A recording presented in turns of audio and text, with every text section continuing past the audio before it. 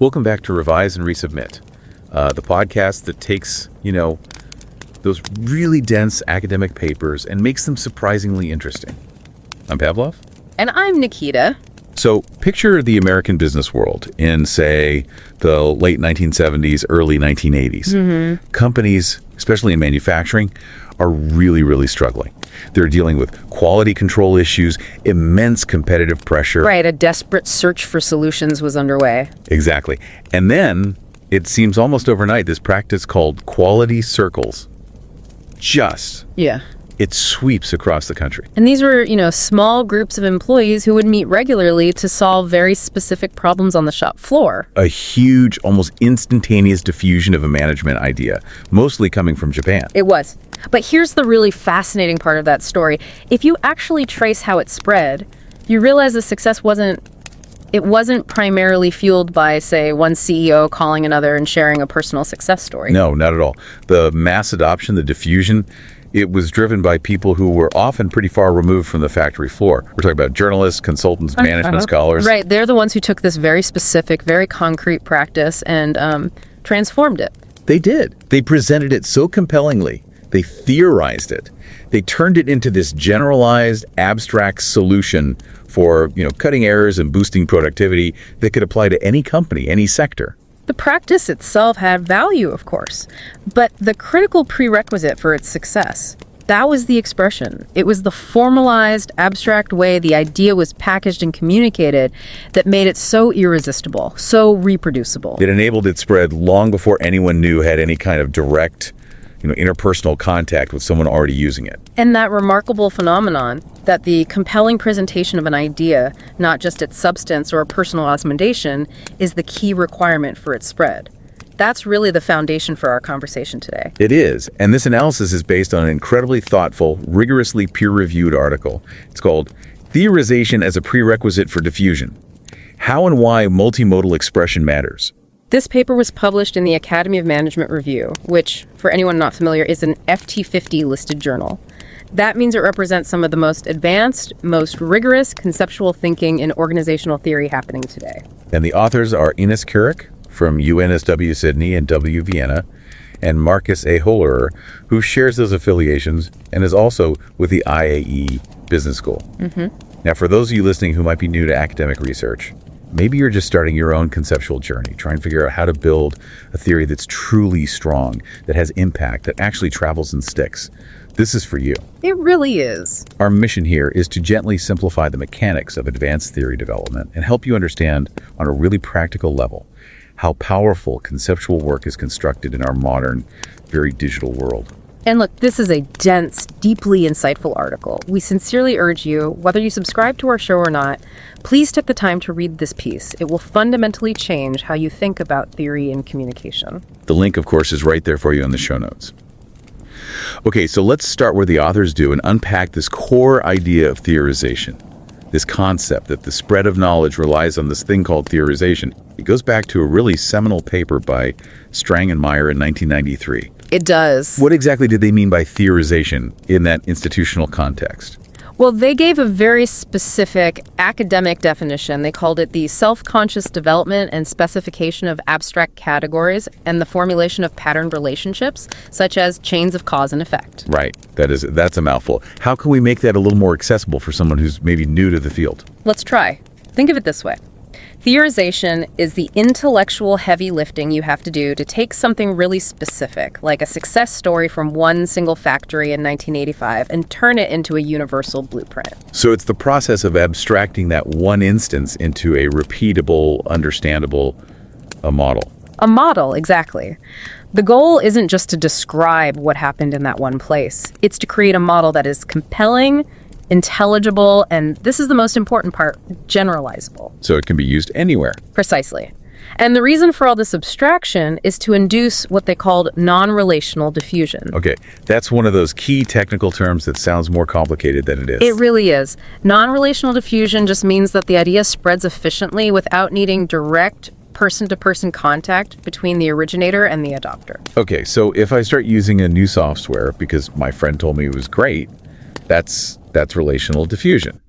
But if I read, say, an industry report that outlines the abstract benefits of that type of software, and I adopt it based on that framework, that's not relational. You've got it. Think about big management concepts like total quality management or even financial instruments. These weren't typically passed along through handshakes. They were transmitted through abstract frameworks, through books and articles. So theorization is what makes an idea portable. It is. It allows ideas to be typified, to transcend where and when they came from, so they can be successfully reproduced in totally different settings, different cultures. That portability is obviously vital for any idea to have real impact. But the authors of this new paper suggest that when we studied this historically, we had a major blind spot. What was that focus that kind of limited our understanding? Historically, the research, even other really influential work, was almost exclusively preoccupied with the content of the theory. When you say content, you mean the quality of the concepts themselves, the sophistication of the cause and effect models laid out in the text. That's right. Scholars were focused entirely on the what. Did the theory propose strong categories? Were the relationships logical? Did the model clearly connect this practice to that outcome? Conceptual rigor was everything. And that led to an implicit assumption, didn't it? A huge one.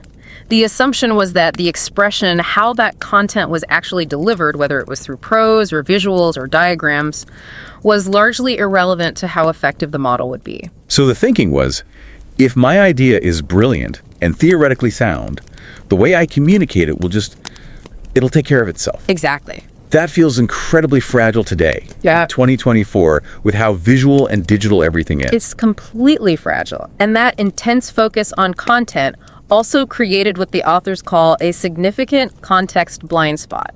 Okay, what do they mean by that?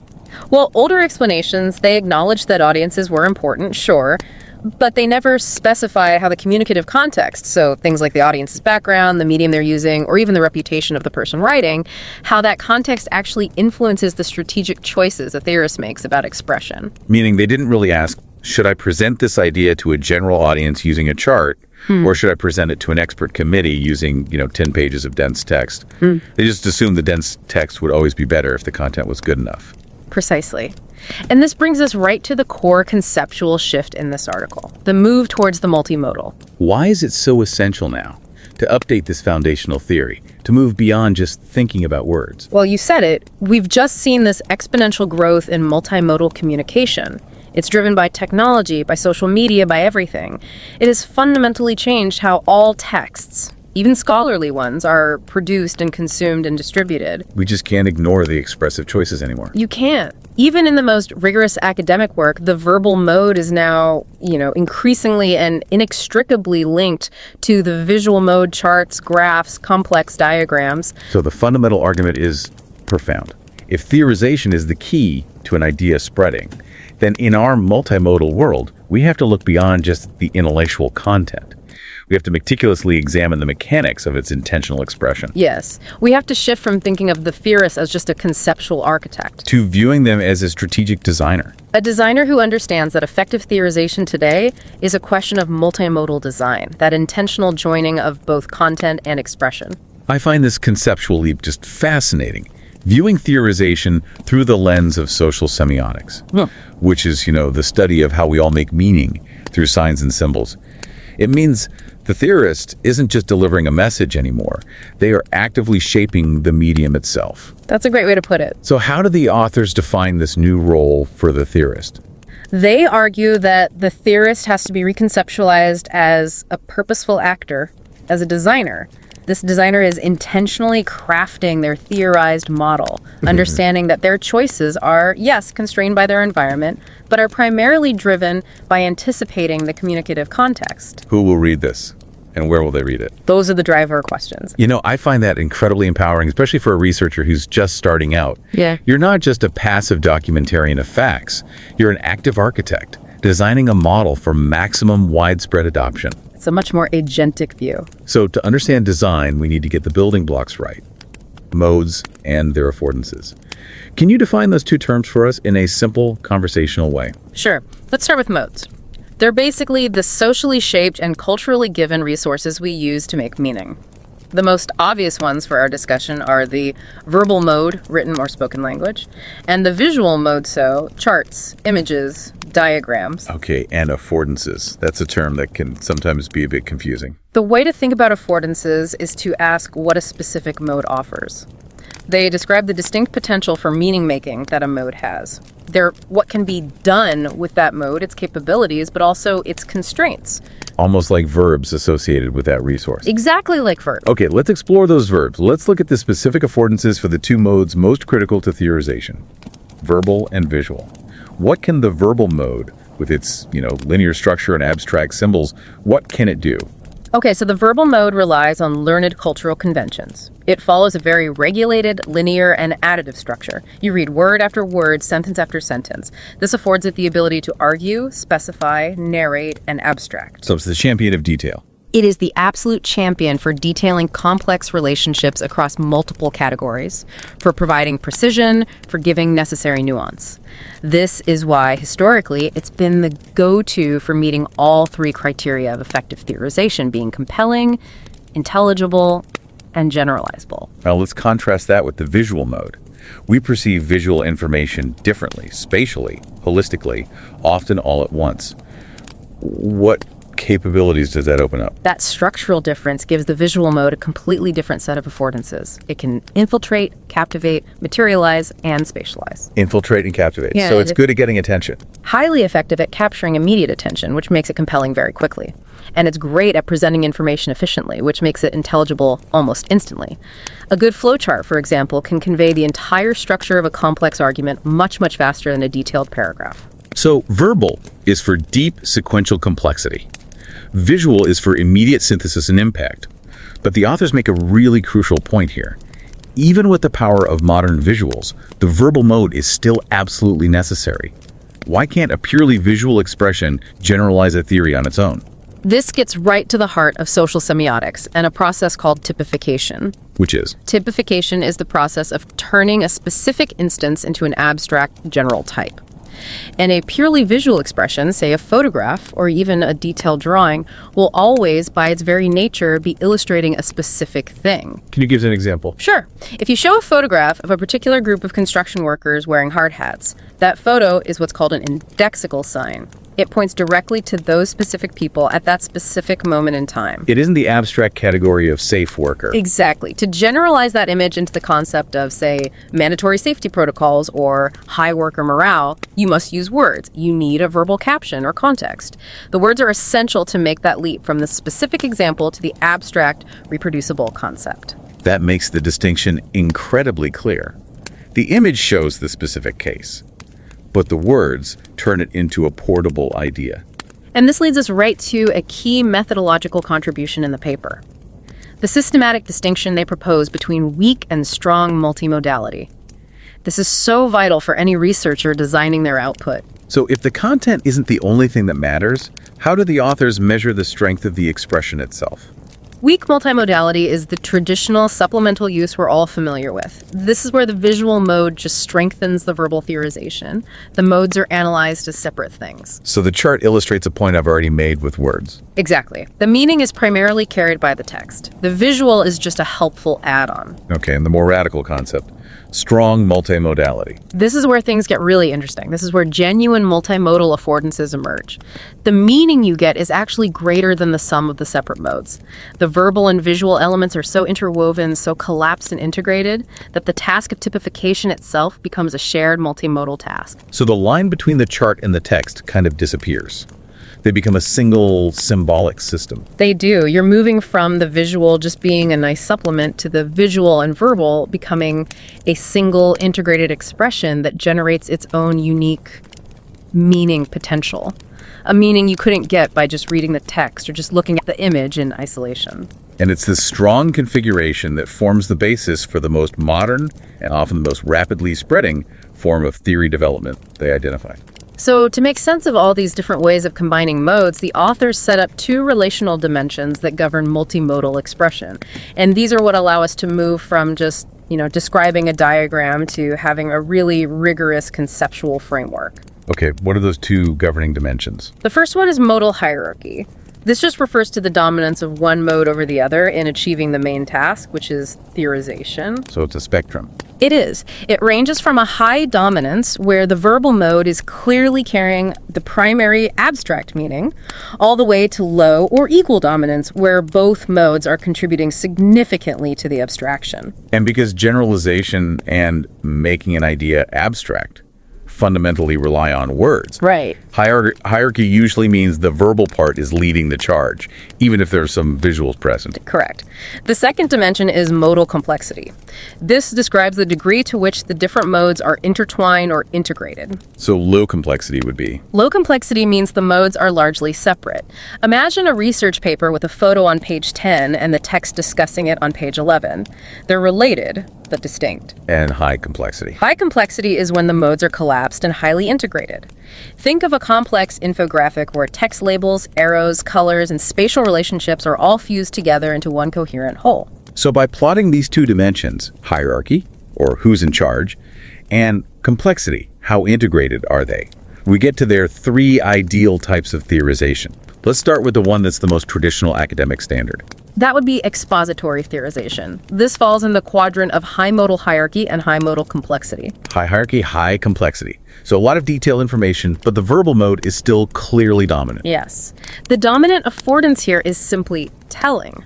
This type offers a precise, comprehensive explanation almost entirely through the symbolic written word. If there's a visual mode, it's usually just subsumed into things like typography or layout. It doesn't add meaning to the theory itself. The structure is very linear, sequential, additive. You read paragraph A, then B, then C. Exactly. This perfectly describes a dense academic journal article or maybe an old, meticulously detailed engineering manual. The example they use is a densely printed town planning text. It is all about depth, detail, and rigorous sequential argument. And there's a key point here about the author's presence. There is. The telling nature of this type often includes a very strong presence of the producer, the theorist. The focus is directed to the authorial source, which reinforces their expertise through the sheer intellectual rigor of the detailed argument. Okay, next up we have balanced theorization.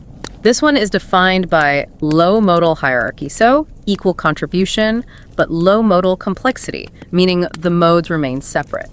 The dominant affordance here is telling and showing. Right. Both modes are contributing essential parts of the puzzle, but they remain physically and conceptually distinct. They work in tandem, but they don't fully interweave. What does the visual part usually look like here? The visual expression is typically iconic, so like a drawing that looks like the thing it represents, or indexical, like a photograph that points to a specific event.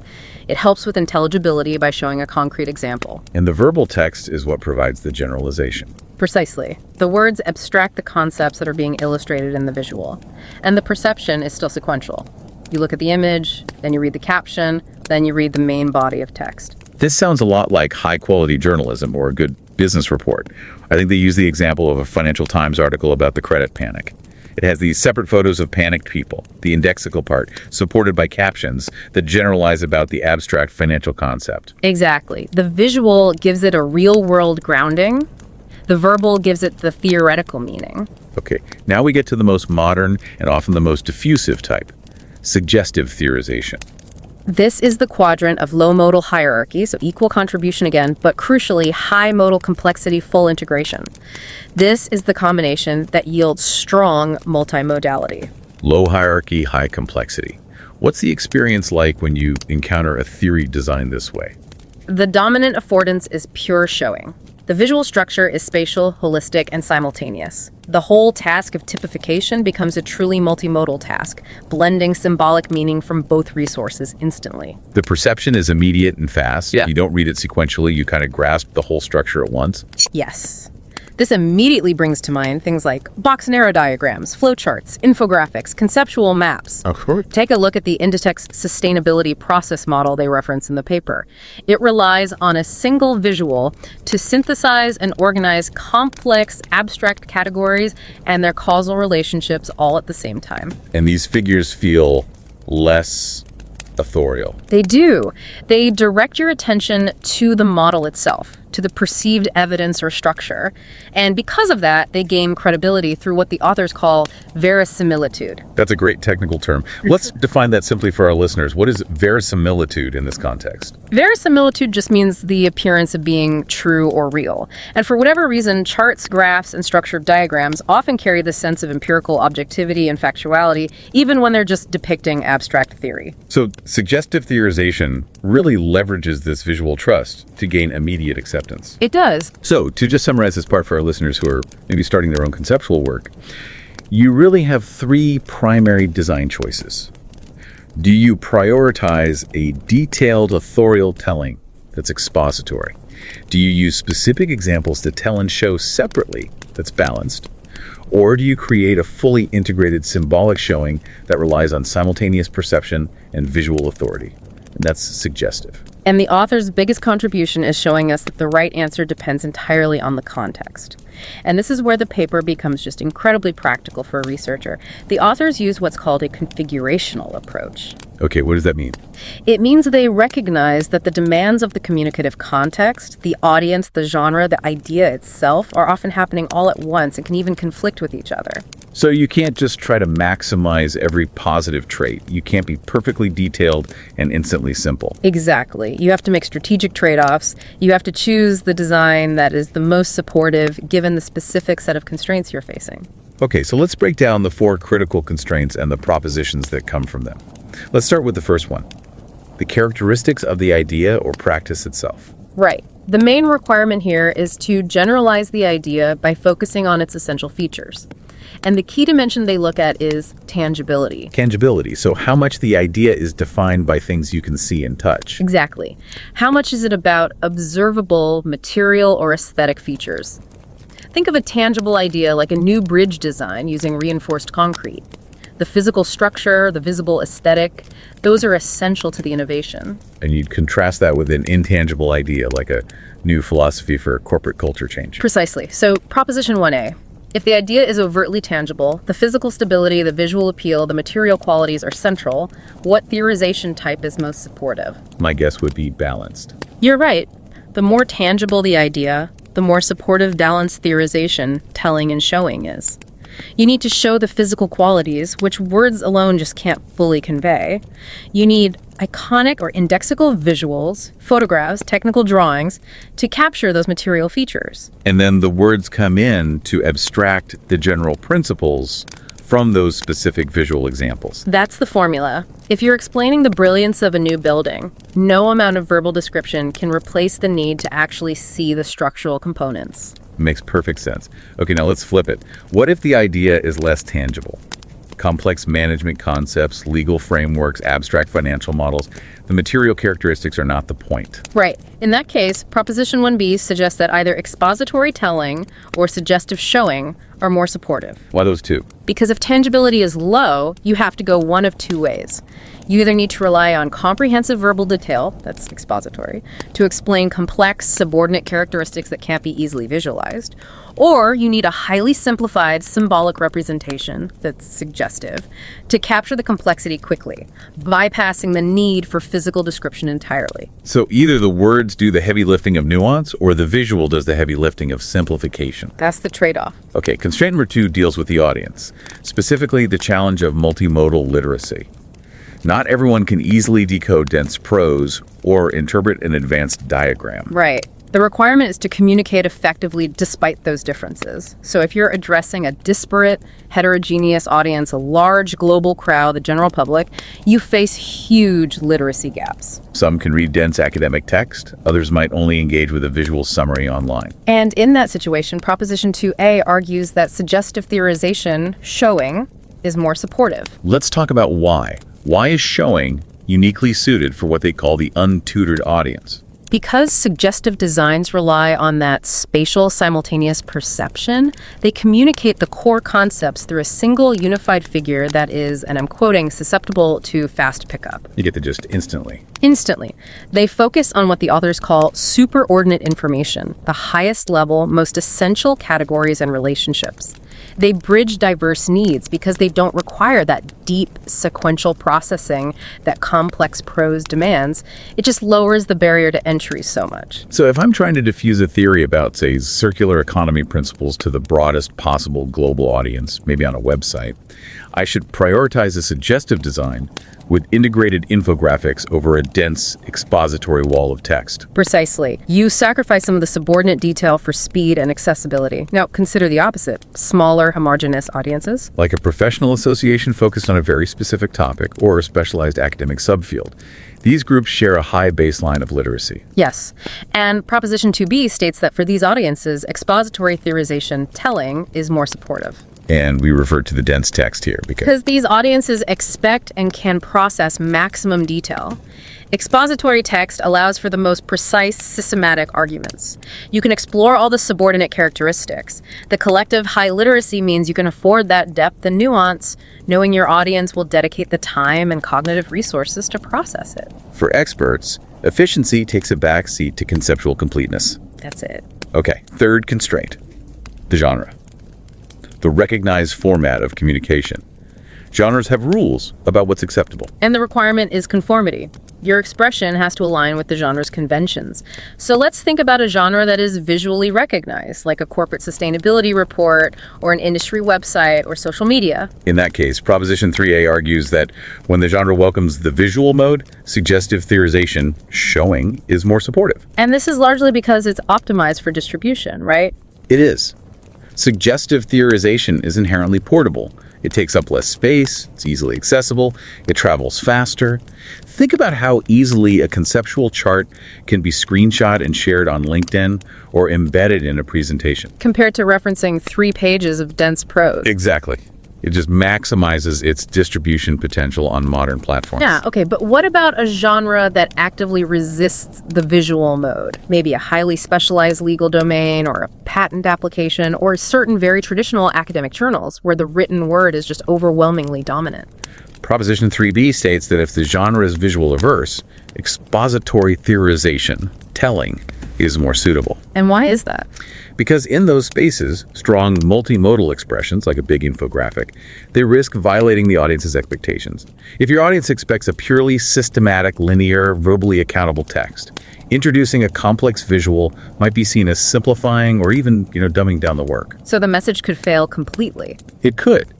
It highlights that the choice isn't just about what's clearest in a vacuum. It's about conforming to what the reader expects and accepts in that specific context. The genre is a gatekeeper. A very powerful one. Okay, the final constraint is about the standing of the theorist, their legitimacy, their credibility, their right to speak on a topic. And the design choice can be a powerful tool to either leverage high standing or compensate for low standing. Let's start with the highly legitimate theorist. An incumbent management thinker, a Nobel laureate, an established academic with decades of prestige. For them, Proposition 4a says that expository theorization telling is more supportive. Why telling? Because telling directs attention to the producer. The highly regulated, systematic nature of detailed verbal text reinforces the theorist's expertise and authorially bolsters the sophistication of their model. When the source is already widely trusted, the deep systematic argument just strengthens their perceived right to speak. So if you're already a leading authority, writing the long, dense conceptual book, The Expository Design, is a strategic move. Your status provides the legitimacy, and the complex text maximizes the perceived rigor. The sophistication of the verbal architecture confirms the sophistication of the author. Now, let's consider the theorist with low standing. A marginalized actor, an activist group, a non-expert, a startup trying to challenge incumbent knowledge. They don't have that established expert legitimacy. Proposition 4b suggests that suggestive theorization, showing, is the more supportive choice in this challenging scenario. Why is that? Because showing strategically redirects the audience's attention. Instead of relying on the producer's reputation, which is weak, suggestive theorization focuses attention on the evidence-based figure itself, the infographic, the chart, the data visualization. This is where that idea of verisimilitude becomes so critical again. It is, the appearance of being true. Right. Suggestive designs lend credibility through the perceived truthfulness we associate with charts and data, bypassing the need to rely on the producer's personal reputation. It allows the idea to speak for itself visually and immediately, without requiring the audience to first trust the theorist's long authorial argument. It's a strategic way to democratize the spread of ideas. This gives our listeners a fantastic strategic roadmap. If you're fighting for legitimacy, don't try to write the dense, authorial paper that will be ignored. Produce the compelling, self-evidencing, suggestive infographic. This analysis really provides agency to actors who previously lacked that traditional institutional backing. That's really the key takeaway from this section. Theorization is an active design choice, constrained by context. And the most effective choice is the one that strategically aligns the demands of the idea, the audience, the genre, and your own standing in the field. This framework isn't just helpful for designing a better paper. It fundamentally reevaluates how knowledge spreads. Let's look at the broader implications the authors raise, starting with updating the classic theory of diffusion. Why do they suggest that 30 years after the original Strang and Meyer work, virtually everything seems to diffuse now?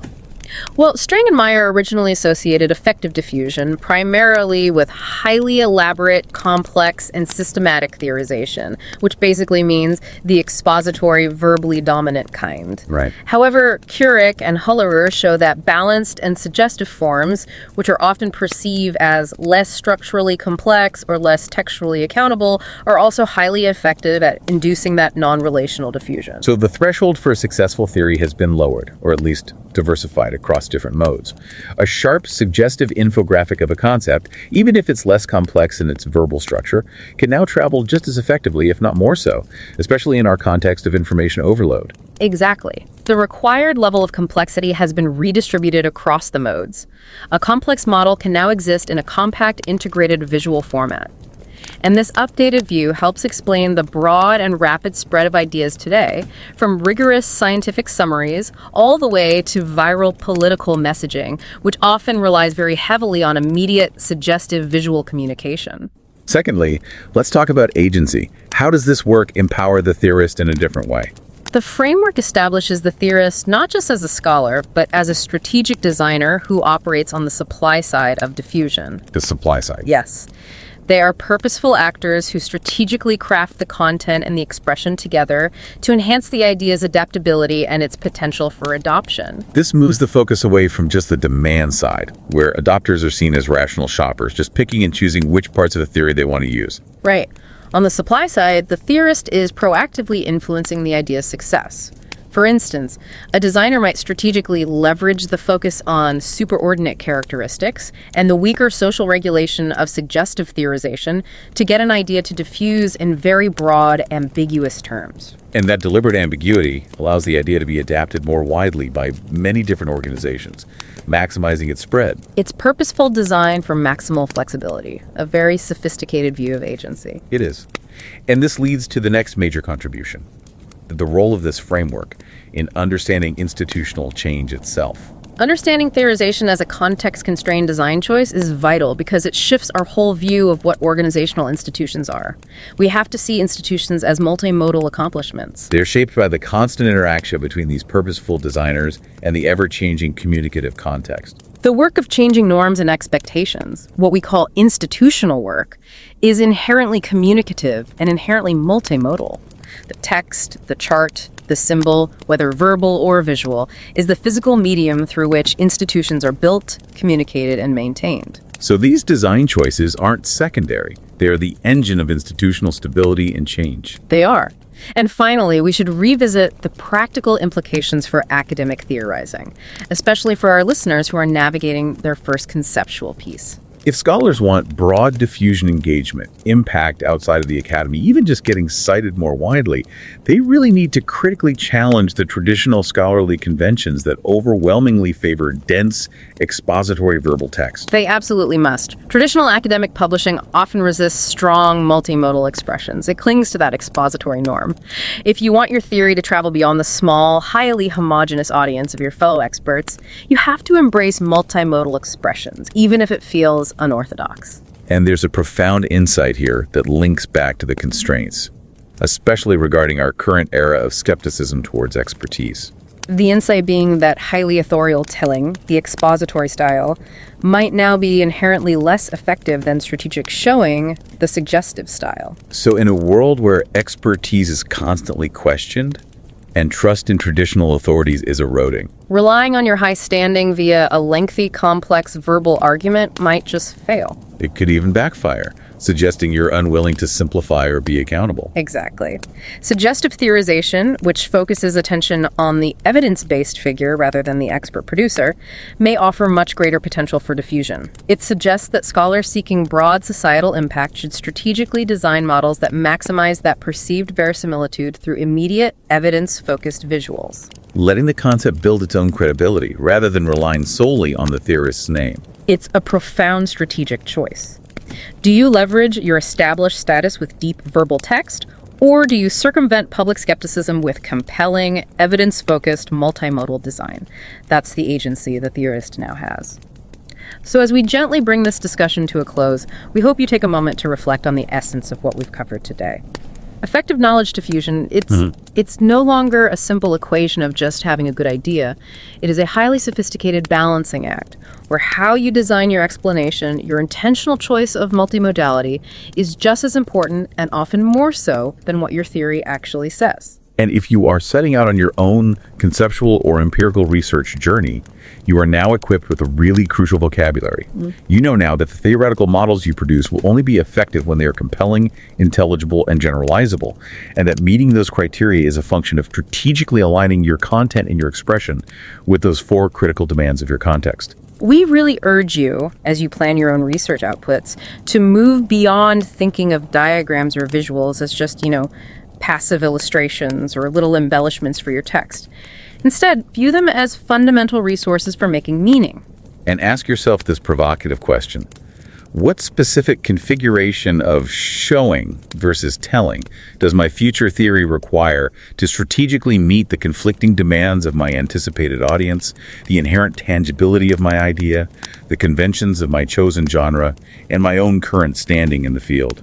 The ultimate success and portability of your future theory may not lie just in the logic of your arguments, but in the elegance, the foresight, and the strategic power of your design choice. And as a final reminder, you can find the link to the full Academy of Management review article by Kuric and Höllerer in the show notes.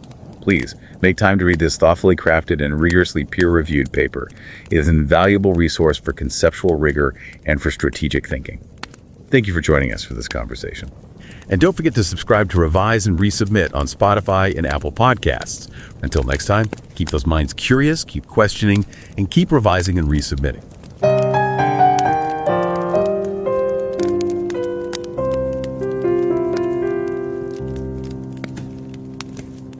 Revise and রিসাবমিটে স্বাগতম। আমি Pavlov. আর আমি নিকিতা। একটা গল্প দিয়ে শুরু করা যাক। ধরুন 70-এর দশক। জাপানে কোয়ালিটি সার্কেল নামে একটা ম্যানেজমেন্ট আইডিয়া দারুণ কাজ করছে। ছোট ছোট দল একসঙ্গে বসে কাজের মান কিভাবে আরও ভালো করা যায় তা নিয়ে নিজেরাই ভাবছে। কিন্তু এই জাপানি আইডিয়াটা আমেরিকায় পৌঁছালো কি করে? আর শুধু পৌঁছালোই না, রীতিমতো ভাইরাল হয়ে গেল। ব্যাপারটা কিন্তু এমনি এমনি হয়নি। এর আসল বিস্ফোরণটা ঘটল যখন সাংবাদিক, কনসালটেন্ট আর গবেষকরা এই আইডিয়াটাকে একটা প্যাকেজের মতো করে বিক্রি করতে শুরু করলেন। তারা এটাকে এমনভাবে দেখালেন যেন এটা যে কোনো কোম্পানির উৎপাদনশীলতা বাড়ানোর একটা জাদুকরী সমাধান। একটা জাপানি কৌশলকে তারা একটা গ্লোবাল থিওরিতে বদলে দিলেন। এই যে একটা ধারণাকে এমনভাবে সাধারণীকরণ করা, তার কারণ আর ফলাফলকে একটা সূত্রে বেঁধে দেওয়া যাতে সবাই সেটা লুফে নেয়, এটাই আমাদের আজকের আলোচনার একেবারে কেন্দ্রে।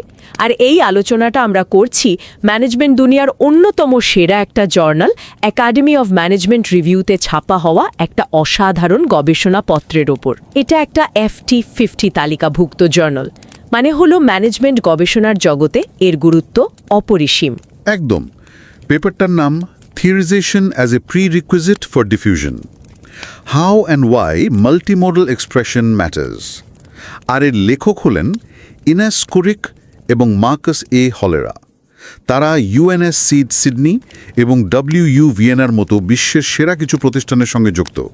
আমরা একটা অনুরোধ করতে চাই, আমাদের এই চ্যানেল সাবস্ক্রাইব করা হোক বা না হোক, সময় করে এই গভীর আর কঠোরভাবে পিয়ার রিভিউ হওয়া প্রবন্ধটি সবাই যেন পড়েন। লিঙ্কটা শো নোটসে দেওয়া আছে। আচ্ছা, তাহলে একেবারে গোড়া থেকে শুরু করি। এই পেপারটার মূল কথাটা কি? বিশেষ করে যারা গবেষণার জগতে নতুন, তাদের জন্য এই থিওরিজেশন শব্দটা একটু ভারী লাগতে পারে। খুব ভালো প্রশ্ন। থিওরাইজেশন বা তত্ত্বায়ন শব্দটা ভারী শোনালেও এর ধারণাটা কিন্তু খুব সহজ। ধরুন, আপনার এক বন্ধু দারুণ বিরিয়ানি রান্না করে। এটা একটা বিচ্ছিন্ন ঘটনা, তাই না? হ্যাঁ, ওর ব্যক্তিগত দক্ষতা। কিন্তু আপনি যদি ওর কাছ থেকে পুরো রেসিপিটা ধাপে ধাপে লিখে নেন, কেন কোন মশলা দেওয়া হচ্ছে, এই কার্যকারণ সম্পর্কটা বুঝে নেন, আর এমন একটা ফর্মুলা তৈরি করেন যেটা দিয়ে যে কেউ প্রায় ওরকমই বিরিয়ানি বানাতে পারবে, তাহলে সেটাই হলো থিওরাইজেশন। বাহ, দারুণ উদাহরণ।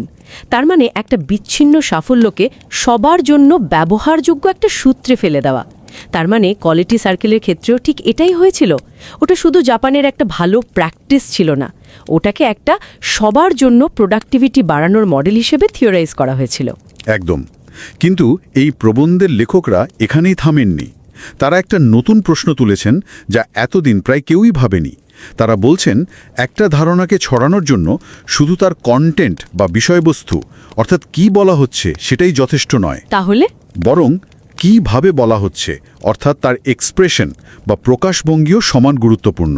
বিশেষ করে আজকের এই ডিজিটাল যুগে, যেখানে লেখার পাশাপাশি ছবি, গ্রাফ, ইনফোগ্রাফিকের এত ছড়াছড়ি। এক মিনিট, তার মানে কি লেখকরা বলছেন একজন গবেষক বা তাত্ত্বিকের কাজ শুধু দারুণ কিছু খুঁজে বের করার নয়, বরং সেই আবিষ্কারকে এমনভাবে ডিজাইন করা যাতে মানুষ সেটাকে এক ঝলকে বুঝতে পারে।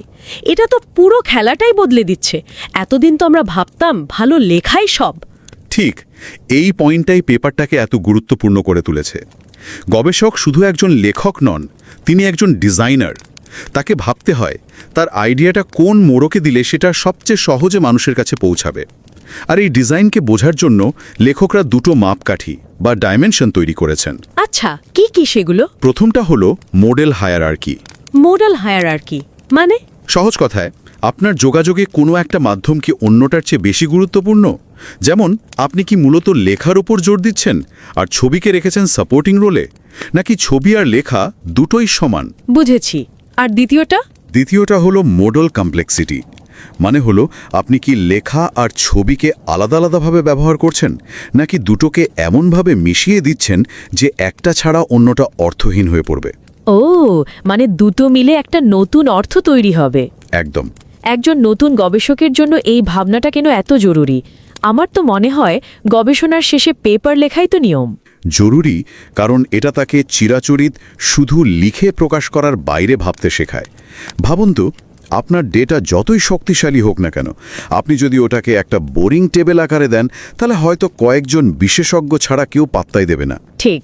কিন্তু ওটাকেই একটা সুন্দর পরিষ্কার ইনফোগ্রাফিক বানালে সেটা হয়তো ভাইরাল হয়ে যেতে পারে। এটা আপনার আইডিয়াকে মানুষের মগজে গেঁথে দেওয়ার একটা কৌশল। এই দুটো মাপকাঠির উপর ভিত্তি করেই তো লেখকরা আইডিয়া উপস্থাপনের 3টে আলাদা স্টাইলের কথা বলেছেন, তাই না? হ্যাঁ, তারা 3টে আদর্শ মডেল বা স্টাইলের কথা বলেছেন। প্রথমটা হলো এক্সপোজিটরি বা বর্ণনামূলক। এখানে আইডিয়াকে মূলত বলে বা লিখে বোঝানো হয়। লেখাটি এখানে রাজা, যেমন একটা ক্লাসিক একাডেমিক পেপার বা আইনের বই, যেখানে পাতার পর পাতা শুধু টেক্সট। আচ্ছা, মানে আমাদের চেনা জানা বেশিরভাগ গবেষণাপত্র এই ঘরানার। দ্বিতীয়টা কি? দ্বিতীয়টা হলো ব্যালেন্সড বা ভারসাম্যপূর্ণ। এখানে বলা এবং দেখানো দুটোই সমান গুরুত্বপূর্ণ, কিন্তু তারা কিছুটা আলাদা থেকেই কাজ করে। যেমন ধরুন, একটা রান্নার বই, এক পাতায় বিরিয়ানির দারুণ একটা ছবি, আর পাশের পাতায় ধাপে ধাপে তার লিখিত প্রণালী। আচ্ছা আচ্ছা, ছবিটা লোভ দেখাচ্ছে আর লেখাটা পথ দেখাচ্ছে। ঠিক, একটা আরেকটার পরিপূরক, কিন্তু দুটোকে আলাদা করেও ভাবা যায়। আর তৃতীয়টা, যেটা আমার সবচেয়ে আকর্ষণীয় মনে হচ্ছে, তৃতীয়টা হলো সাজেস্টিভ বা ইঙ্গিতপূর্ণ। এখানে মূলত দেখিয়ে বোঝানো হয়। লেখা আর ছবি এখানে এমনভাবে মিশে যায় যে তাদের আলাদা করা যায় না। এর সেরা উদাহরণ হলো আইকিয়ার ফার্নিচার বানানোর ম্যানুয়াল। শুধু ছবি বা শুধু কয়েকটা শব্দ দিয়ে কিচ্ছু বোঝা যাবে না। হ্যাঁ হ্যাঁ, ঠিক। কিন্তু দুটো যখন একসঙ্গে থাকে, তখন কোনো ভাষা না জেনেও আপনি একটা আস্ত আলমারি বানিয়ে ফেলতে পারবেন, অথবা একটা রাজনৈতিক মিম বা একটা ফ্লো চার্ট। দারুণ উদাহরণ। তার মানে কোনো স্টাইলই অন্যটার চেয়ে ভালো বা খারাপ নয়, এগুলো আসলে পরিস্থিতি অনুযায়ী ব্যবহারের জন্য 3টে আলাদা টুলবক্স। কিন্তু আমার প্রশ্ন হলো, আমি কখন কোনটা ব্যবহার করব সেটা কি করে বুঝব? নিশ্চয়ই সব পরিস্থিতিতে একটা ইনফোগ্রাফিক বানানো সেরা উপায় নয়। একদম ঠিক প্রশ্ন। একজন ভালো ডিজাইনার বা গবেষককে এই প্রেক্ষাপটটাই বুঝতে হয়। লেখকরা এখানে 4টে গুরুত্বপূর্ণ ফ্যাক্টরের কথা বলেছেন। প্রথমটা হলো ধারণার প্রকৃতি।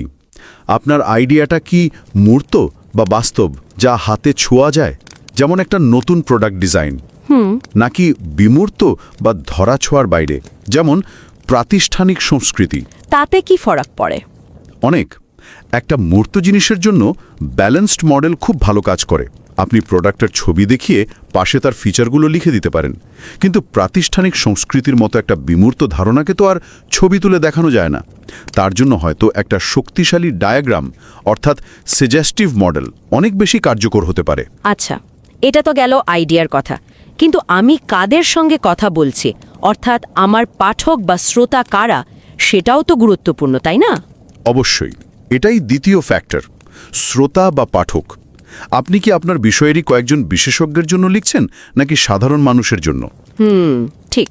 বিশেষজ্ঞদের জন্য দীর্ঘ বর্ণনামূলক মডেল চলতে পারে, কিন্তু আপনার পাঠক যদি বিভিন্ন ক্ষেত্রের হন, তাহলে একটা সাজেস্টিভ মডেল, যেমন একটা ইনফোগ্রাফিক, অনেক বেশি কার্যকর। আর মাধ্যম, মানে আমি কোথায় এটা প্রকাশ করছি? একদম। তৃতীয় ফ্যাক্টরটি হলো মাধ্যম বা জড়। আপনি কি একটা ট্র্যাডিশনাল একাডেমিক জার্নালে লিখছেন, নাকি একটা ব্লগে পোস্ট করছেন? যে মাধ্যমে, যেমন ইনস্টাগ্রামে, ভিজুয়ালের কদর বেশি, সেখানে সাজেস্টিভ মডেল অনেক সহজে ছড়াবে। আর শেষ ফ্যাক্টরটা বেশ ব্যক্তিগত। যিনি ধারণাটা দিচ্ছেন তার নিজের অবস্থান। হ্যাঁ, চতুর্থ ফ্যাক্টরটি হলো তাত্ত্বিকের নিজের অবস্থান। আপনি কি আপনার ফিল্ডে একজন নোবেলজয়ী বিজ্ঞানী, নাকি একজন পিএইচডি ছাত্র? একজন প্রতিষ্ঠিত বিশেষজ্ঞ শুধু তার নাম দিয়েও মনোযোগ কাটতে পারেন, কিন্তু একজন নবাগতের জন্য একটা আকর্ষণীয় ডায়াগ্রাম বা সাজেস্টিভ মডেল তার ধারণাকে বিশ্বাসযোগ্যতা দিতে অনেক বেশি সাহায্য করতে পারে। অসাধারণ। পুরো বিষয়টা এখন জলের মতো পরিষ্কার। আচ্ছা, এবার যদি আমরা একজন নবীন গবেষকের দিক থেকে ভাবি, এই প্রবন্ধ থেকে সে তার নিজের কাজের জন্য আর কি কি শিখতে পারে? এটা আমার মতে এই আলোচনার সবচেয়ে গুরুত্বপূর্ণ অংশ। প্রথমত, এই প্রবন্ধটি নিজেই থিওরি ডেভেলপমেন্টের একটা দুর্দান্ত উদাহরণ। খেয়াল করে দেখুন, লেখকরা কিন্তু কোনো নতুন ফিল্ড ওয়ার্ক বা সার্ভে করে ডেটা জোগাড় করেননি। তাই তো। তারা বিভিন্ন প্রতিষ্ঠিত তথ্য থেকে ধারণা নিয়েছেন এবং সেগুলোকে সংশ্লেষণ করে একটা সম্পূর্ণ নতুন কাঠামো বা ফ্রেমওয়ার্ক তৈরি করেছেন। এটাও গবেষণার একটা খুব শক্তিশালী পদ্ধতি। তার মানে নতুন গবেষকদের সবসময় মাঠে গিয়েই ডেটা সংগ্রহ করতে হবে এমন কোনো কথা নেই। বিদ্যমান জ্ঞানকে নতুনভাবে সাজিয়েও একটা বড় অবদান রাখা সম্ভব। ঠিক তাই। আর দ্বিতীয় শিক্ষাটা হলো এর ডেটা আর রেজাল্ট নিয়ে। এই গবেষণার ডেটা কি? এর ডেটা হলো অন্যান্য একাডেমিক প্রবন্ধ। আচ্ছা। অর্থাৎ অন্যের জ্ঞানকে বিশ্লেষণ করাও একটা মৌলিক গবেষণা। আর এর ফলাফল কি? কোনো সংখ্যা বা পরিসংখ্যান নয়। এর ফলাফল হলো কিছু প্রস্তাবনা বা প্রপোজিশন। যেমন লেখকরা একটা প্রস্তাবনা দিয়েছেন, পাঠকের মধ্যে যত বৈচিত্র্য বাড়বে, আইডিয়াকে দেখিয়ে বোঝানোর কার্যকারিতা তত বাড়বে। তার মানে এই প্রস্তাবনাগুলো সরাসরি প্রমাণিত সত্য নয়, বরং ভবিষ্যতের গবেষকদের জন্য কিছু গবেষণার সম্ভাব্য দিক নির্দেশনা। একদম। নতুন গবেষকরাও তাদের কাজকে এভাবে কিছু প্রস্তাবনা দিয়ে শেষ করতে পারেন। সুতরাং এই প্রবন্ধটি শুধু একটি বিষয় আমাদের বোঝাচ্ছে না, বরং কিভাবে ভিন্ন আঙ্গিকে গবেষণা করতে হয় তার একটা জীবন্ত উদাহরণ হয়ে উঠেছে। আলোচনার শেষে এসে একটা অন্য ভাবনা মাথায় আসছে। এই যে আইডিয়াকে আকর্ষণীয়ভাবে দেখিয়ে বোঝানোর ক্ষমতা, এর তো একটা বিপজ্জনক দিকও আছে, তাই না? অবশ্যই।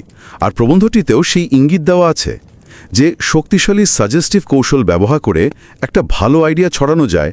ঠিক একই কৌশল ব্যবহার করে কিন্তু ভুল তথ্য বা ফেক নিউজও অনেক সহজে ছড়িয়ে দেওয়া সম্ভব। ঠিক। কারণ একটা শক্তিশালী ভিজুয়াল আমাদের যুক্তির চেয়ে আবেগকে বেশি নাড়া দেয়, আর আমাদের মস্তিষ্ক সেটাকে প্রায় বিনা প্রশ্নে গ্রহণ করে নেয়। এখানেই আমার শেষ প্রশ্নটা লুকিয়ে আছে। তাহলে আজকের আলোচনা শেষে শ্রোতাদের জন্য একটা ভাবনা রেখে যাই। এই কৃত্রিম বুদ্ধিমত্তা বা এআই জেনারেটেড ছবির যুগে যখন যে কোনো ধারণাকে তার সত্যি হোক বা মিথ্যা মুহূর্তের মধ্যে আকর্ষণীয় ডিজাইন দেওয়া সম্ভব, তখন তথ্য নির্মাতা এবং গ্রাহক হিসেবে আমাদের দায়িত্ব কতটা বদলে যায়।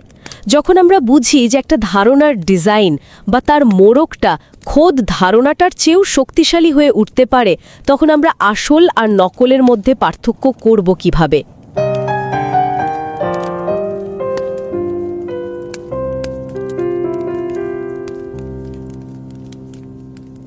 नमस्कार।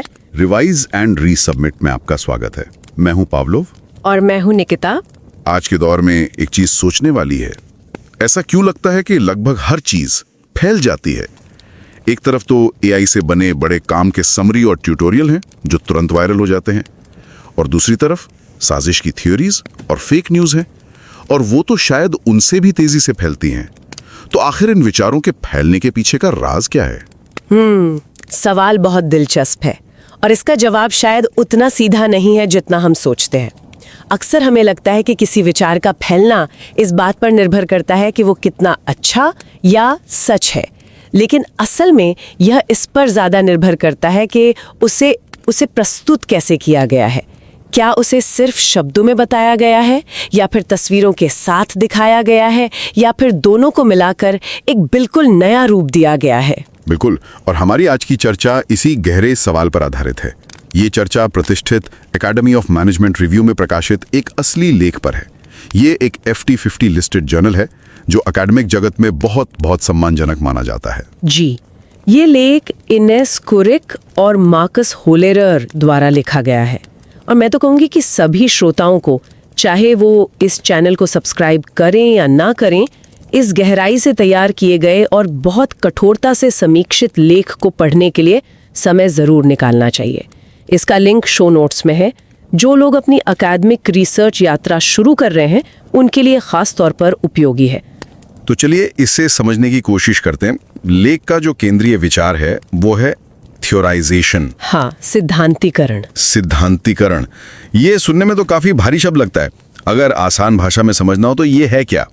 देखिए, इसका मतलब बस इतना है कि आप किसी नए विचार या प्रैक्टिस को एक ऐसा कह सकते हैं कि एक सामान्य, एक अमूर्त रूप दे देते हैं ताकि वो आसानी से फैल सके।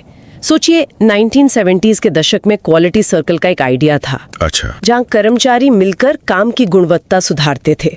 अब ये विचार कुछ कंपनियों तक ही रह सकता था, लेकिन सलाहकारों, पत्रकारों और विद्वानों ने इसे एक मॉडल बना दिया, एक ऐसा समाधान जो किसी भी कंपनी की उत्पादकता बढ़ा सकता है।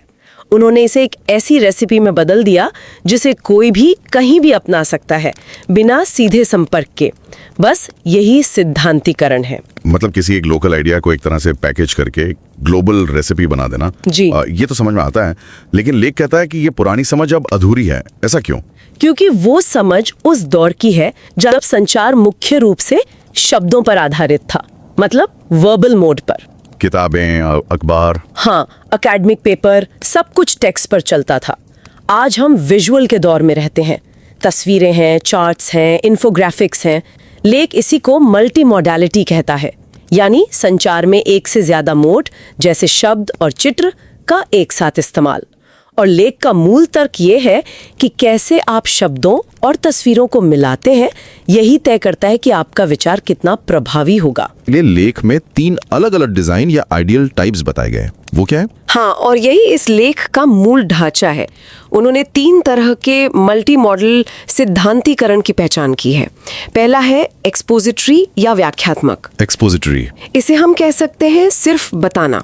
इसमें शब्दों का ही बोलबाला होता है, विजुअल का रोल बस सपोर्टिंग होता है, जैसे टेक्स्ट का फॉन्ट या पेज का लेआउट। एक पारंपरिक अकादमिक पेपर या कोई घना सा समाचार लेख इसका अच्छा उदाहरण है। दूसरा है बैलेंस्ड या संतुलित।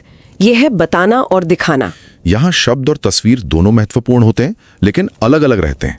जैसे एक तस्वीर और उसके नीचे उसका कैप्शन। अच्छा। ये ठोस भौतिक चीजों को समझाने के लिए बहुत प्रभावी है। और तीसरा है सजेस्टिव या सांकेतिक। यह है सिर्फ दिखाना। यहाँ शब्द और तस्वीर पूरी तरह से एक दूसरे में घुल मिल जाते हैं, जैसे कि एक इन्फोग्राफिक। बिल्कुल, इन्फोग्राफिक, फ्लो चार्ट या टाइमलाइन, ये बहुत तेजी से समझ में आता है ऑब्जेक्टिव यानी वस्तुनिष्ठ लगता है और इसे शेयर करना बहुत आसान होता है। तो एक विचार फैलाने वाले को इन 3 डिजाइनों में से एक चुनना होता है। ये चुनाव किस आधार पर होता है? लेख के अनुसार ये चुनाव कम्युनिकेटिव कॉन्टेक्स्ट यानी संचार के संदर्भ पर निर्भर करता है और उन्होंने 4 प्रमुख कारक बताए हैं। ये किसी भी नए रिसर्चर के लिए ये समझने में बहुत मदद करते हैं कि सिद्धांत आखिर बनते कैसे हैं। ठीक है, तो पहला कारक क्या है? पहला है विचार का स्वरूप। अगर विचार ठोस या भौतिक है, जैसे मान लीजिए एक नई बिल्डिंग मटेरियल, तो बैलेंस्ड डिजाइन बेहतर है। अच्छा, बताना और दिखाना दोनों। हाँ, लेकिन अगर विचार अमूर्त है, जैसे शेयर होल्डर वैल्यू, तो एक्सपोजिटरी या सजेस्टिव ज्यादा काम आएगा। समझ गया। दूसरा कारक ऑडियंस के बारे में है ना? जी, अगर आपकी ऑडियंस बहुत विविध है, जिन्हें विषय की गहरी समझ नहीं है, तो सजेस्टिव डिजाइन मतलब इन्फोग्राफिक सबसे अच्छा है, सरल और आकर्षक। लेकिन अगर ऑडियंस विशेषज्ञ है, तो वो एक्सपोजिटरी डिजाइन की गहराई को पसंद करेंगे। ठीक है। और तीसरा कारक? तीसरा है माध्यम या जॉनरा, मतलब आप विचार साझा कहाँ कर रहे हैं। प्लेटफॉर्म? हाँ, प्लेटफॉर्म। अगर वो विजुअल फ्रेंडली है, जैसे कोई वेबसाइट या सोशल मीडिया, तो सजेस्टिव डिजाइन काम करेगा। और अगर वो टेक्स्ट आधारित है, जैसे कोई कानूनी दस्तावेज, तो एक्सपोजिटरी ही एकमात्र विकल्प है। और चौथा कारक जो मुझे सबसे दिलचस्प लगा, वो है सिद्धांतकार की प्रतिष्ठा। ये कैसे काम करता है? ये बहुत ही मजेदार है। अगर कोई स्थापित विशेषज्ञ, मान लीजिए एक नोबेल पुरस्कार विजेता, कोई बात कहता है, तो वो एक्सपोजिटरी डिजाइन का उपयोग कर सकता है। मतलब सिर्फ बताकर? हाँ, सिर्फ बताकर, क्योंकि लोग उन पर भरोसा करते हैं, उनकी प्रतिष्ठा ही सबूत है। लेकिन अगर कोई नया या हाशिया पर खड़ा व्यक्ति अपनी बात रखना चाहता है, तो उसके लिए सजेस्टिव डिजाइन बेहतर है। बिल्कुल, डेटा दिखाना ज्यादा प्रभावी होता है, क्योंकि ये व्यक्तिपरक राय के बजाय वस्तुनिष्ठ सबूत जैसा दिखता है। ये ध्यान कौन कह रहा है से हटाकर क्या दिखाया जा रहा है पर ले जाता है। ये तो कमाल की बात है। ये मुझे ग्रेटा थनबर्ग की याद दिलाता है। जब उन्होंने शुरुआत की तो उनके पास अकादमिक प्रतिष्ठा नहीं थी, लेकिन वो अपने साथ हमेशा सरल हाथ से बने चार्ट्स रखती थीं जो जलवायु परिवर्तन का डेटा दिखाते थे। उन तस्वीरों ने शायद सैकड़ों अकादमिक पेपरों से ज्यादा असर डाला। ये एक शानदार उदाहरण है। ये बिल्कुल इसी बात को साबित करता है। तो इन सब का क्या मतलब निकलता है? ये समझना आज क्यों इतना जरूरी हो गया है? देखिए, ये हमारी आज की पोस्ट ट्रुथ दुनिया को समझने की एक तरह से कुंजी देता है। ये बताता है कि विचारों की लड़ाई सिर्फ सच्चाई या तर्क पर नहीं, बल्कि प्रभावी पैकेजिंग पर भी लड़ी जा रही है। ये फ्रेमवर्क हमें ये समझने में मदद करता है कि वैज्ञानिक सफलताओं से लेकर खतरनाक अफवाहों तक कोई भी चीज क्यों और कैसे फैलती है। और ये लेख हमें एक बहुत ही उत्तेजक विचार के साथ छोड़ जाता है ना? हाँ, बिल्कुल। अगर सजेस्टिव डिजाइन यानी दिखाना आम जनता तक विचारों को तेजी से फैलाने का सबसे शक्तिशाली तरीका है, तो शिक्षाविदों और वैज्ञानिकों के लिए इसके क्या मायने हैं? क्या उन्हें गलत सूचनाओं से लड़ने के लिए अपने जटिल शोध को आकर्षक इन्फोग्राफिक्स में बदलना चाहिए? क्या एक रिसर्चर का काम सिर्फ ज्ञान खोजना है, या उसे एक अच्छा डिजाइनर भी बनना होगा? विचारों के खोजकर्ता से विचारों का डिजाइनर बनने के क्या जोखिम है और क्या फायदे हैं? ये एक ऐसा सवाल है जिस पर हम सभी को सोचना चाहिए।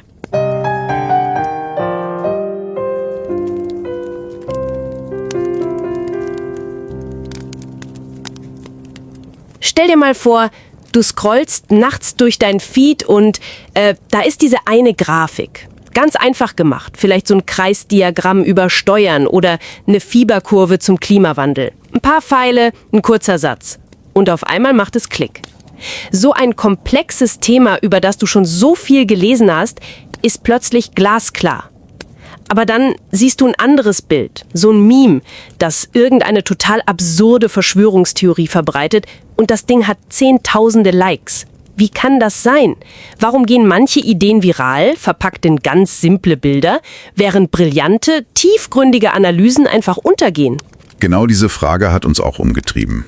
Die Forschung ging ja bisher immer davon aus, dass eine Idee vor allem, inhaltlich gut sein muss. Logisch, überzeugend, gut erklärt. Aber diese Denkweise, die übersieht halt den Elefanten im Raum. Die Form. Genau. Das Visuelle. Der Look. Und genau da sind wir über einen Artikel gestolpert, der das ganze Thema sozusagen neu aufrollt. Ja, das war echt eine Erleuchtung. Wir sprechen heute über eine Arbeit aus der Academy of Management Review und man muss dazu sagen, das ist eine der absolut wichtigsten Fachzeitschriften in dem Bereich. Eine von den ganz wenigen, die auf der FT50-Liste stehen. Richtig. Der Artikel heißt Theorization as a Prerequisite for Diffusion. How and Why Multimodal Expression Matters. Geschrieben von Ines Kuric und Markus A. Höllerer. Die forschen beide an der UNSW Sydney und der WU Wien. Wir sagen das selten so direkt, aber mal ehrlich, lies diesen Artikel. Egal, ob du uns regelmäßig hörst oder nicht, nimm dir die Zeit. Er ist so klug und so scharfsinnig, gerade wenn du vielleicht am Anfang deiner eigenen Forschungsreise stehst und überlegst, wie du deine Ideen in die Welt bringen kannst. Der ist es wirklich wert. Den Link packen wir dir natürlich in die Shownotes. Lass uns also mal gemeinsam reinschauen, was diese Forschung für dich bedeuten kann. Wir gucken uns an, warum der beste Inhalt wertlos sein kann, wenn das Design nicht stimmt und wie du selbst zum Designer deiner Ideen wirst. Um zu verstehen, wie revolutionär dieser Ansatz eigentlich ist, müssen wir vielleicht ganz kurz auf die alte Denkschule schauen.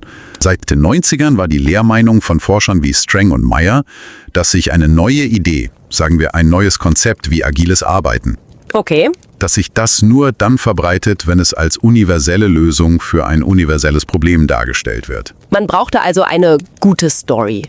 Eine Theorie, die quasi erklärt, darum funktioniert das für jeden und überall.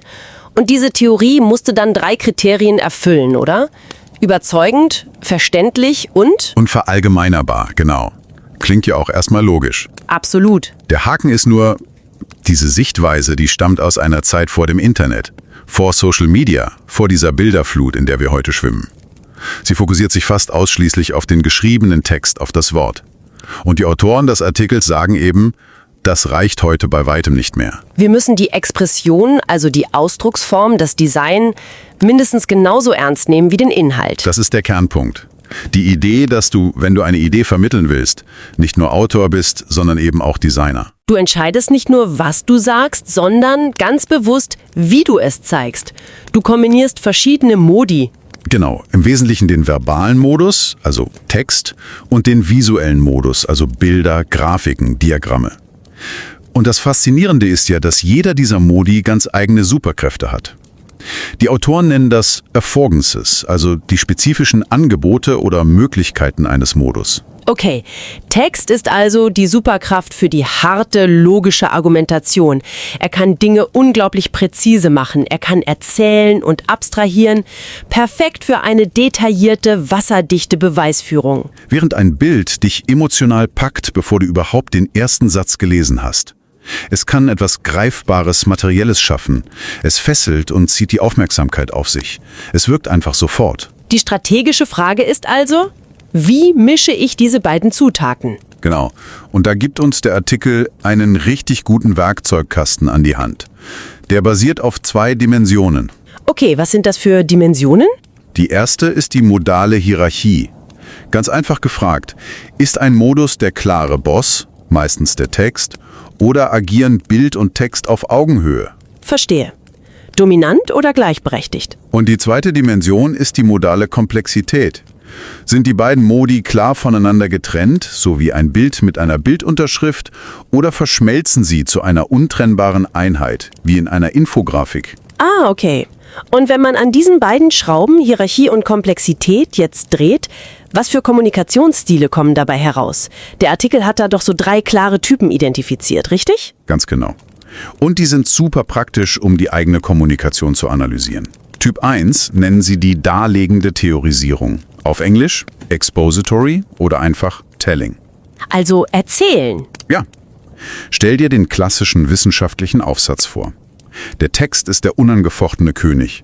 Visuelle Elemente wie die Schriftart oder das Layout dienen nur dazu, den Text zu strukturieren. Das ist extrem präzise und detailliert, aber eben auch langsam und erfordert vom Leser volle Konzentration. Also im Grunde das, was uns im Studium manchmal fast in den Schlaf gelesen hat, so brillant es inhaltlich auch war. Es ist eine schwache Multimodalität, weil das Visuelle dem Text komplett untergeordnet ist. Korrekt. Der zweite Typ ist die ausbalancierte Theorisierung. Also Telling and Showing. Erzählen und zeigen. Hier sind Text und Bild gleichberechtigt, aber noch voneinander getrennt. Gib mal ein Beispiel. Denk an die Berichte über die ersten mRNA-Impfstoffe. Da gab es lange Artikel, die die komplexe Wirkungsweise erklärt haben. Das war das Telling. Gleichzeitig gab es diese ikonische Infografik vom Virus mit den Spike-Proteinen und wie der Impfstoff andockt. Das war das Showing. Ah, ja klar. Der Text erklärt das Prinzip, das Bild macht es sofort verständlich und konkret. Ein perfektes Beispiel. Und dann gibt es noch den dritten Typ, der heute vielleicht der mächtigste ist. Absolut. Die suggestive Theorisierung oder einfach Showing, also nur noch zeigen. Das ist die starke Multimodalität. Hier verschmelzen Text und Bild zu einer Einheit, die du nicht mehr trennen kannst. Die Infografik über den Bundeshaushalt zum Beispiel? Genau. Oder ein Flowchart für einen Unternehmensprozess, eine animierte Timeline eines historischen Ereignisses. Diese Form ist extrem schnell erfassbar, sie wirkt unglaublich objektiv und faktenbasiert und braucht wenig Platz. Stimmt. Bei einer guten Infografik vergisst man total, dass da jemand eine bewusste Designentscheidung getroffen hat. Es wirkt einfach wie die reine, unverfälschte Wahrheit, die für sich selbst spricht. Das ist der Punkt. Die Stimme des Autors tritt komplett in den Hintergrund. Es suggeriert Objektivität. Super, wir haben jetzt diese 3 Werkzeuge im Kasten. Das ausführliche Erzählen, das Erzählen und Zeigen und das reine Zeigen. Aber woher weiß ich denn jetzt, wann ich den Hammer und wann das Skalpell benutzen soll? Eine exzellente Frage. Und das Beste ist, der Artikel gibt uns auch dafür eine Art Leitfaden. Der Erfolg hängt nämlich vom kommunikativen Kontext ab. Im Grunde gibt es 4 Faktoren, über die du nachdenken solltest. Der erste ist die Idee selbst. Du meinst, ob sie greifbar oder abstrakt ist? Genau. Hast du ein greifbares Produkt, etwas Physisches, dann ist die ausbalancierte Form super. Zeig ein Bild davon. Das sagt mehr als 1000 Worte. Bei einer abstrakten Idee wie einem neuen Softwarekonzept oder einer gesellschaftlichen Theorie wird es kniffliger. Da funktioniert entweder die ganz detaillierte, darlegende Form, also der lange Text, der alles haarklein erklärt, oder die extrem verdichtete, suggestive Form. Die Infografik, die das komplexe Konzept auf eine simple Formel herunterbricht. Genau. Faktor 2 ist dann das Publikum. Klar, spreche ich zu lauter Experten oder zu einem gemischten Haufen? Ein entscheidender Punkt. Eine homogene Gruppe von Experten, die schätzt oft die Detailtiefe und die präzise Argumentation der darlegenden Form. Die wollen die ganze Geschichte mit allen Fußnoten. Moment mal, aber heißt das nicht, dass wir das breite Publikum für ein bisschen dumm verkaufen, wenn wir ihnen dann nur noch Infografiken vorsetzen? Geht da nicht die ganze Tiefe, die ganze Nuance verloren, die in einem langen Text steckt? Das ist ein berechtigter Einwand. Es ist immer ein Kompromiss. Die Autoren argumentieren aber, dass eine gute Infografik eine komplexe Idee über Wissens- und Kulturgrenzen hinweg transportieren kann, ohne dass man einen 20-seitigen Aufsatz lesen muss. Sie ist also nicht unbedingt eine plumpe Vereinfachung, sondern eher ein extrem effizienter Übersetzer. Sie schafft einen gemeinsamen Zugangspunkt. Verstehe. Der dritte Faktor ist das Medium. Das ist naheliegend. Eine Fachzeitschrift hat andere Regeln als Instagram. Absolut. Visuelle Medien schreien förmlich nach der suggestiven Form. Ein komplexes Flowchart kann auf LinkedIn oder Twitter viral gehen, ein PDF-Aufsatz eher nicht. Gegen den Strom des Mediums zu schwimmen, ist meistens keine gute Strategie. So, und dann gibt es noch den 4. Faktor, den der Artikel nennt. Und den fand ich persönlich am überraschendsten. Dein eigener Status. Also ob du ein anerkannter Experte oder ein Newcomer bist. Ja, das ist faszinierend. Wenn du einen hohen Status hast, eine anerkannte Autorität bist, dann kannst du dir die darlegende, also die textbasierte Form leisten. Die Leute hören dir zu und glauben dir aufs Wort, einfach weil du es bist, der es sagt. Deine persönliche Stimme hat Gewicht. Das ist ja verrückt. Das wird ja im Umkehrschluss bedeuten, dass eine unbekannte Person mit einer absolut genialen Idee kaum eine Chance hat, wenn sie einen langen, autoritativen Text schreibt. Aber mit einem cleveren Diagramm könnte sie viral gehen? Die Form schlägt den Status. Genau das ist die These. Wenn du diesen Status noch nicht hast, profitierst du enorm von der suggestiven Form. Eine gut gemachte Infografik wirkt objektiv, faktenbasiert, datengestützt. Deine Person tritt in den Hintergrund und die Daten scheinen für sich selbst zu sprechen. Das verleiht deiner Idee Glaubwürdigkeit, auch wenn dich noch niemand kennt. Aber ist das nicht auch eine Form der Manipulation? Man versteckt sich quasi hinter der vermeintlichen Objektivität einer Grafik, um die eigene fehlende Autorität zu kaschieren? Man kann es so sehen, man könnte es aber auch als Demokratisierung bezeichnen. Es gibt guten Ideen von unbekannten Leuten eine Chance, gehört zu werden, weil sie nicht sofort am Filter „Wer sagt das?" scheitern. Es ist eine Strategie, um Autorität durch die Klarheit der Darstellung aufzubauen, nicht durch den Namen. Was du also aus dieser ganzen Analyse mitnehmen kannst, ist unglaublich wertvoll. Wenn du das nächste Mal eine Idee, ein Projekt oder deine Forschung präsentierst, denk nicht nur über den Inhalt nach. Frag dich ganz strategisch: Wer ist mein Publikum? Was erlaubt mein Medium? Und welches Design bringt meine Botschaft am effektivsten zum Leuchten? Genau, die Wahl zwischen erzählen, erzählen und zeigen oder nur zeigen ist keine Geschmacksfrage. Es ist eine strategische Entscheidung. Und sie kann darüber entscheiden, ob deine Idee in der Informationsflut versinkt oder ob sie ankommt, geteilt wird und wirklich etwas bewirkt. Und hier hat der Artikel einen Punkt, der mich wirklich nachdenklich gemacht hat und mit dem wir dich jetzt alleine lassen wollen. Die Autoren weisen ganz am Ende darauf hin, dass genau diese Prinzipien auch erklären, warum sich Falschinformationen und Verschwörungstheorien so erschreckend erfolgreich verbreiten. Sie sind oft Meister der suggestiven Form. Sie nutzen einfache, hochemotionale Grafiken, Memes und simple Diagramme. Die reduzieren komplexe Zusammenhänge auf eine einzige, oft falsche, aber sehr eingängige Botschaft. Sie nutzen die psychologische Wirkung des Zeigens, das so objektiv und wahrhaftig wirkt. Wenn du also das nächste Mal auf eine Infografik oder ein Meme stößt, das eine komplexe Weltlage ganz einfach erscheinen lässt, halte kurz inne. Überleg mal, welche Designentscheidungen wurden hier getroffen, welche Geschichte wird durch das Weglassen von Informationen erzählt und warum ist es vielleicht gerade diese vermeintlich simple, suggestive Form, die es so überzeugend und so leicht teilbar macht? Das ist dann keine rein akademische Übung mehr. Das ist ein überlebenswichtiges Werkzeug für kritisches Denken in unserer modernen Welt.